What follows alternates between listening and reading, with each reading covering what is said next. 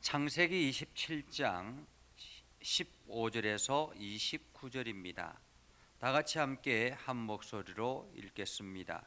리브가가 집 안 자기에게 있는 그의 맏아들 에서의 좋은 의복을 가져다가 그의 작은 아들 야곱에게 입히고 또 염소 새끼의 가죽을 그의 손과 목의 매끈매끈한 곳에 입히고 자기가 만든 별미와 떡을 자기 아들 야곱의 손에 주니 야곱이 아버지에게 나아가서 내 아버지여 하고 부르니 이르되 내가 여기 있노라. 내 아들아 내가 누구냐? 야곱이 아버지에게 대답하되 나는 아버지의 맏아들 에서로소이다. 아버지께서 내게 명하신 대로 내가 하였사오니 원하건대 일어나 앉아서 내가 사냥한 고기를 잡수시고 아버지 마음껏 내게 축복하소서. 이삭이 그의 아들에게 이르되 내 아들아 네가 어떻게 이같이 속히 잡았느냐? 그가 이르되 아버지의 하나님 여호와께서 나로 순조롭게 만나게 하셨음이니이다. 이삭이 야곱에게 이르되 내 아들아 가까이 오라. 네가 과연 내 아들 에서인지 아닌지 내가 너를 만져보려 하노라. 야곱이 그 아버지 이삭에게 가까이 가니 이삭이 만지며 이르되 음성은 야곱의 음성이나 손은 에서의 손이로다 하며 그의 손이 형 에서의 손과 같이 털이 있으므로 분별하지 못하고 축복하였더라. 이삭이 이르되 네가 참 내 아들 에서냐? 그가 대답하되 그러하니이다. 이삭이 이르되 내게로 가져오라. 내 아들이 사냥한 고기를 먹고 내 마음껏 내게 축복하리라. 야곱이 그에게로 가져가매 그가 먹고 또 포도주를 가져가매 그가 마시고 그의 아버지 이삭이 그에게 이르되 내 아들아 가까이 와서 내게 입맞추라. 그가 가까이 가서 그에게 입맞추니 아버지가 그의 옷의 향취를 맡고 그에게 축복하여 이르되 내 아들의 향취는 여호와께서 복 주신 밭의 향취로다. 하나님은 하늘의 이슬과 땅의 기름짐이며 풍성한 곡식과 포도주를 내게 주시기를 원하노라. 만민이 너를 섬기고 열국이 내게 굴복하리니 내가 형제들의 주가 되고 내 어머니의 아들들이 내게 굴복하며 너를 저주하는 자는 저주를 받고 너를 축복하는 자는 복을 받기를 원하노라. 아멘.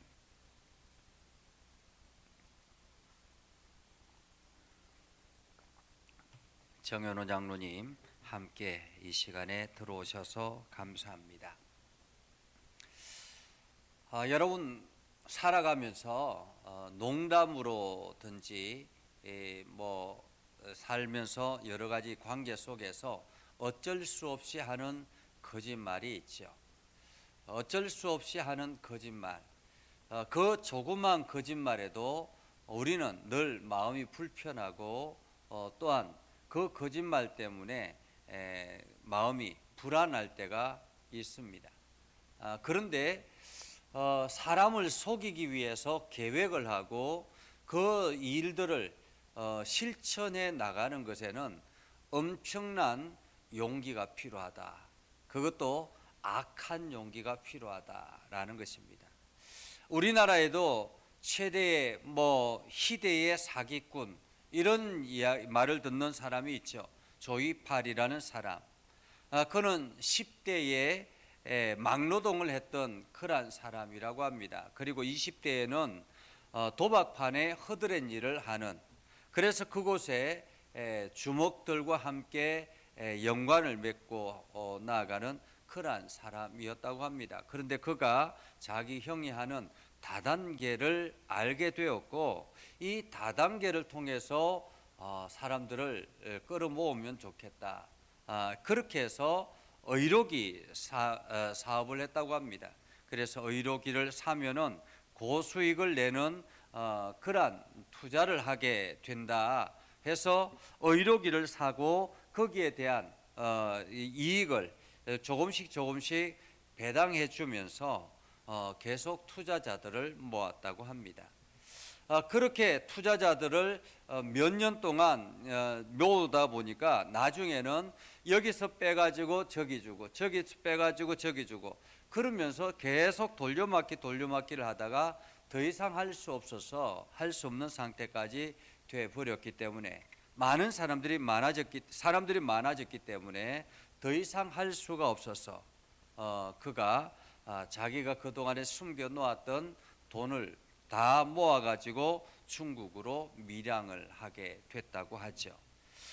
그가 사기를 치고 돈을 들고 도망간 것이 대략 4, 5조 정도 된다고 합니다. 말이 4, 5조죠, 그죠? 우리가 상상할 수 없는 금액이지 않습니까?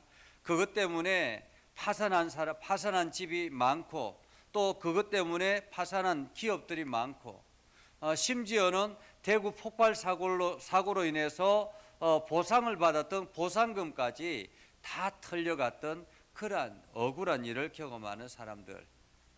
그런데 지금 이제 그 조이팔이라는 사람이 중국에서 죽었다라는 동영상, 장례질에는 동영상을 이들에게 보내주어서 죽었다라고 이야기를 하고 경찰이 끊임없이 추적하지만은 못 찾는다라고 이야기를 하고 중국 공안에서는 더 이상 죽었다라고 사망 신고를 보냈다라는 그러한 이야기를 듣지만은 여전히 사람들은 조이팔이 죽은 것이 아니라 여전히 살아있다라고 그렇게 생각하고 있다라는 것입니다. 만약에 사람들은 그럽니다. 만약에 조이팔이 살아있다면 완전 범죄를 저지른 것이다 이렇게 이야기를 합니다. 왜냐하면 이미 조이팔이라는 사람은 이 세상에 없는 서류상으로 존재하지 않는 사람이 되어버린 것입니다. 이미 다른 신분으로 살아가고 있기 때문에 더 이상 그 사람을 잡을 수 있는 근거나 방법이 없다라고 이야기를 하죠. 그래서 우리나라의 희대 사기꾼 이렇게 이야기를 합니다. 어쩌면 오늘 성경은 거대한 사기극의 시작을 알려주는 것입니다. 아내가 남편을 속이고 첫째 아들을 대신해서 둘째 아들을 장자의 직분을 받을 수 있는 축복의 권리를 빼앗으려고 하는 그러한 장면입니다. 이 아내 리브가가 둘째 아들 야곱을 첫째 아들 에서의 대신해서 축복을 받으려고 하는 아버지로부터의 축복을 받으려고 하는 그러한 생각이야 누구나 할 수 있지 않겠습니까? 그런데 그것을 실제로 옮기는 것은 굉장히 의미가 있다라고 볼 수 있습니다. 더더군다나 그냥 말로만 엉성하게 옮기는 것이 아니라 아주 계획 범죄를 저질렀다라는 것입니다. 계획적인 범죄이죠. 어떻게 계획을 합니까? 리브가가 이야기합니다. 맏아들 에서의 좋은 의복을 가져다가 그의 작은 아들 야곱에게 입히고 야곱이 짐승을 가지고 잡아왔던 그것을 가지고 염소 새끼를 가죽을 벗겨서 야곱의 손에 끈적끈적 매끈한 그 손을 그 털이 북실북실하게 입히고 그리고 자기가 만든 별미와 떡을 아들 야곱의 손에 주어서 가게 한 것입니다. 리브가는 철저하게 계획적인 사람이었습니다. 그래서 남편을 속이기 위해서 눈이 어둡고 귀가 어두운 그 남편을 속이기 위해서 야곱을 완전히 다른 사람으로 변장시켰다라는 거죠. 그리고는 야곱도 마찬가지입니다. 이제는 더 이상 이게 야곱도 엄마의 그 계획에 동조해서 야곱이 그 음식을 가지고 아버지 이삭에게 갑니다. 아버지 이삭에게 가서 이야기합니다. 내 아버지요 하고 물으니까 이삭이 내가 여기 있노라 내 아들아. 근데 여기서 이삭이 이렇게 묻습니다. 내가 누구냐? 내가 누구냐? 여러분, 갑자기 거짓말하고 이게 속이려고 찾아왔는데 내가 누구냐라고 물으면 얼마나 두렵겠습니까? 얼마나 가슴이 철렁했겠습니까? 그런데 야곱은 태연하게 이야기를 합니다. 나는 아버지의 맏아들 에서입니다. 아버지께서 내게 명하신 대로 내가 하였사오니 원하건대 일어나 앉아서 내가 사냥한 고기를 잡수시고 아버지 마음껏 내게 축복하소서. 야곱은 처음부터 이 아버지로부터의 축복, 장자의 권리였던 아버지로부터의 축복을 갈망했던 그러한 사람이었습니다. 그렇기 때문에 어렸을 때 형 에서가 들에 나가서 사냥을 하다가 들어왔을 배가 허기지고 있을 때 그 팥죽을 쑤어 가지고 그것을 장자의 권리와 함께 바꾸자라고 이야기하고 있지 않습니까? 어려서부터 장자의 권리에 대한 욕심이 남달랐던 사람이 바로 야곱이었습니다. 자, 그렇게 야곱이 아버지에게 이야기합니다. 그러자 이삭이 이야기하죠. 내 아들아, 내가 어떻게 이같이 속히 잡았느냐? 그러자 야곱이 다시 이야기합니다. 아버지 하나님 여호와께서 나로 순조롭게 만나게 하셨음이니이다. 여러분, 지금 이삭과 리브가는 믿음의 가정입니다. 그리고 쭉 평생을 정말로 이삭같이 하나님과 동행했던 사람이 없는, 하나님의 말씀 앞에 철저하게 지켜나가는, 그래서 하나님이 더 이상 이삭에게 토를 달지 않을 정도로, 그래서 성경에 족장의 이야기, 아브라함의 이야기, 이삭의 이야기, 야곱의 이야기, 그리고 요셉의 이야기, 이렇게 거대하게 이야기들이 많이 기록이 되어져 있는데, 특별히 이삭에게는 별다른 이야기가 없는 것은 그만큼 하나님과 동행하는 사람이었다라는 것을 증명해 주는 장면이죠.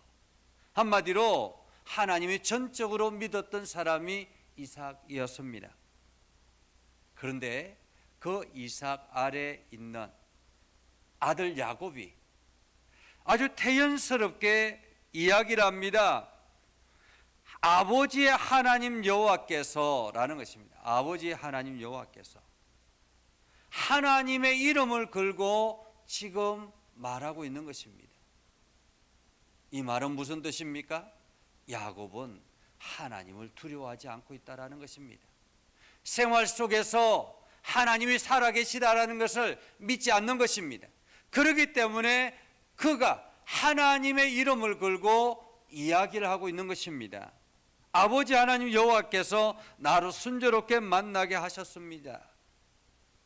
어떻게 자기의 이기심과 욕심을 채우기 위해서 하나님의 이름을 사용할 수 있겠느냐라는 말입니다. 그러한 야곱입니다. 그러자 이삭이 야곱에게 이야기합니다. 내 아들아 가까이 오너라. 네가 과연 내 아들 에서인지 아닌지 내가 너를 만져보려고 하노라. 이삭이 정신이 말짱한 사람이었어요.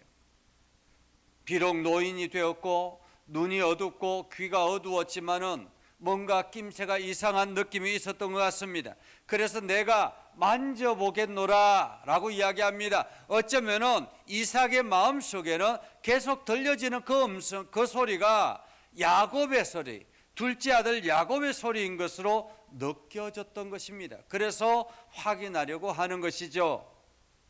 야곱이 그 아버지 이삭에게 태연하게 갑니다. 이미 그의 몸에는 염소 털을 붙여 있었기 때문에 이제는 그 염소의 가죽을 벗겨서 몸에 다 붙였기 때문에 이제 에서처럼 손에 이게 팔뚝에 털이 북실북실하게 난 것입니다. 그래서 그 손을 만져보게 하죠. 야곱이 그 아버지 이삭에게 가까이 가니 이삭이 만지며 이르되 음성은 야곱의 음성이나 손은 에서의 손이로다. 여전히 야곱은 태연스럽게 아버지 이삭에게 나아가고 있습니다. 그의 손이 형 에서의 손과 같이 털이 있으므로 분별하지 못하고 축복하니라 라고 이야기하죠. 이삭이 다시 이야기합니다. 내가 참 내 아들 에서냐? 그가 대답하되 그러하니이다.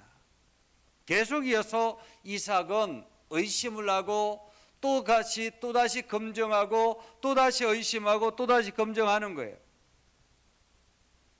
야곱이 그러합니다 라고 했을 때 이삭이 이야기합니다. 내게로 가져오너라. 사냥한 고기를 먹고 내 마음껏 내게 축복하리라. 그렇게 해서 고기와 포도주를 가져가서 이삭이 먹고 마시고 그 아들에게 축복하려고 합니다. 26절에 보면 그의 아버지 이삭이 그에게 이르되 내 아들아 가까이 와서 내게 입 맞추라. 그리고는 그가 가까이 가서 그에게 입 맞추니 아버지가 그의 옷의 향취를 맡고 그에게 축복하여 이르되 내 아들의 향취는 여호와께서 복 주신 밭의 향취로다. 하나님은 하늘의 이슬과 땅의 기름짐이며 풍성한 곡식과 포도주를 내게 주시기를 원하노라. 이삭은 지금 에서인 줄 알고 이렇게 야곱에게 축복하고 있습니다. 여호와께서 주신 밭의 향취로다. 내 아들의 향취는 하나님은 하늘의 이슬과 땅의 기름짐이며 풍성한 곡식과 포도주를 내게 주기를 원하노라. 하나님께서 너에게 함께하여서 너에게 풍요를 주시기를 원하노라 라는 것입니다. 이삭의 첫 번째 축복은 물질의 복입니다. 물질의 복. 하나님께서 너에게 물질의 복을 주기를 원하노라 라는 말이죠. 그리고 두 번째 이삭이 축복한 것은 권력입니다. 만민이 너를 섬기고 열국이 내게 굴복하리니 내가 형제들의 주가 되고 내 어머니의 아들들이 내게 굴복하며 라고 말합니다. 모든 이들이 내게 굴복하기를 원한다라는 것입니다. 지금 이삭은 이 에서가 하나님의 복을 그대로 이어받는 그러한 믿음의 축복의 통로가 되기를 원했다라는 것입니다. 이것은 이삭의 욕심이었죠.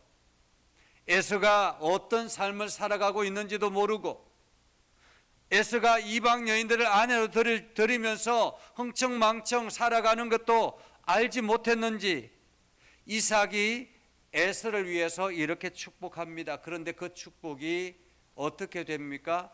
야곱에게 내려가고 있는 것입니다. 권력이 너에게 있기를 원한다. 권세가 있기를 원한다. 그리고 마지막으로 세 번째가 복의 근원이 된다라는 것입니다. 너를 저주하는 자는 저주를 받고 너를 축복하는 자는 복을 받기를 원하노라. 이것은 아브라함으로부터 주어졌던 하나님께서 약속하신 복의 시작이죠. 이것이 아브라함이 이삭에게 그리고 이삭이 다시 야곱에게로 내려가는 것을 우리는 보게 됩니다. 결국에는 이렇게 이삭이 에서인 줄 알고 축복한 이 희대의 사기극, 거대한 사기극, 이 사기극으로 인해서 형제의 20년 넘게 형제가 더 이상 얼굴을 보고 살 수 없는 그러한 지경이 되었고 원수지간이 되었습니다.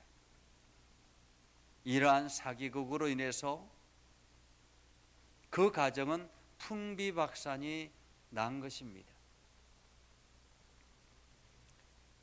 그렇지만은 하나님은 이러한 사기극까지도 다 다시 회복하고 회복시키셔서 결국에는 야곱을 이스라엘로 만들어서 축복의 통로로 하나님의 계획의 그 역사 현장으로 데려오는 것을 볼 수 있습니다. 하나님께서 오늘 저와 여러분도 마찬가지입니다.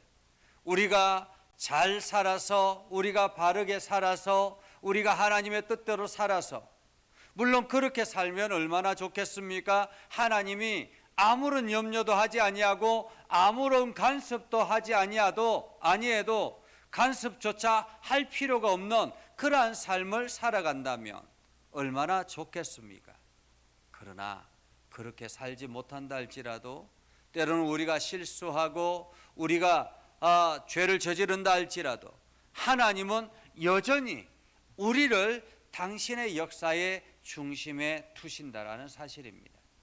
그래서 오늘 우리가 하나님이 인도하심 아래서 온전히 순종하며 그 역사 속으로 들어가느냐, 아니면 희대의 사기극이나 이러한 거짓과 죄악으로 인해서 만들어진, 부서지고 깨진 그 상태로 다시 역사의 현장으로 들어가느냐, 이 차이라고 말할 수가 있겠죠. 순종하며 나아갈 때는 하나님의 복을 고스란히 받게 되겠지만은, 우리가 우리의 욕심과 우리의 이기심과 우리의 생각들을 가지고 세상을 살아가다가 하나님의 역사 안으로 들어가려고 하면 그만큼 아픔이 있다라는 사실을 기억해야 할 것입니다.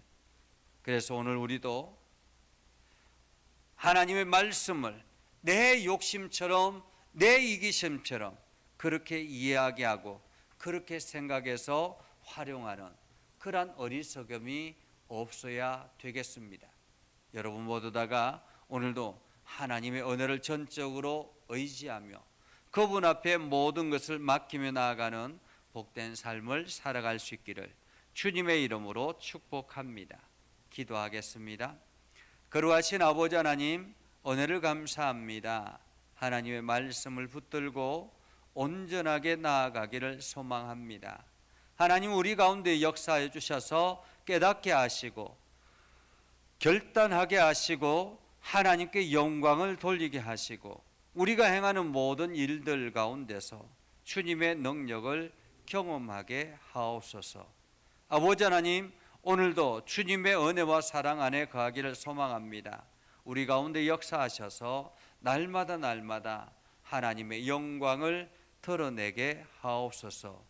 하나님, 이 시간 우리가 기도할 때마다 응답하여 주시고 특별히 우리 장로님들을 붙들어 주시고 강하게 하셔서 우리 장로님들이 행하는 모든 일들마다 아름다운 열매들이 되게 하시고 또한 그 열매들을 통해서 온 성도들에게까지 축복의 통로가 되게 하옵소서.